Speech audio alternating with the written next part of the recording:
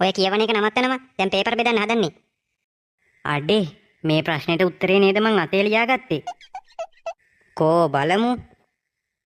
ඈ කෝ යකෝ මං අතේ ලියාගත්ත නෝට් ටික. අම්මට සිරි කාලා ඉවර වෙලා අත් දෙකම හේදුවනේ සබන් දාලා මෝඩයා වගේ. දැන් ඉතින් උඩ බලන් තමයි ඉන්න වෙන්නේ. මිස් මේ සුපුන් මගේ උත්තර කොලේ දිහා බලන් ඉන්නවා. බලන් ඉන්දියට එයා ටිකක් දුරින් ඉන්නේ. එයාට ඕවා පේන්නේ නැහැ. ඔය ළමයා කෑනු ගහ ලියන්නකෝ. ඒ වුණාට මිස් කන්නඩි දාන් ඉන්න හින්දා ලොකුවට පේනවත් දන්නේ නැහනේ. යකෝ මේක කන්නඩි දෙකක්. දුරදක්නයක් නෙවෙයි. තව චූට්ටක් පස්සට ගියා නම් අරකගේ උත්තර කොලේම බලා ගන්න තිබ්බා. උඩ අම්මෝ. මොකෝ ජොනි? තාම විභාගයේ ජිම්නාස්ටික් පෙන්නනවද? නෑ මිස් මේ පොඩ්ඩක් පුටුවල ඉස්සුවා. තව පැය එකමාරක් තියෙනවා. උත්තර ලියන්න තව කොළ එහෙම ඕනි නම් කියන්න.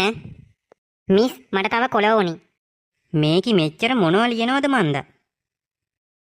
යකෝ මං විෂයන් ඔක්කොටම ලියන උත්තර ගන්න මේකි එක විෂයකට ලියනවනේ.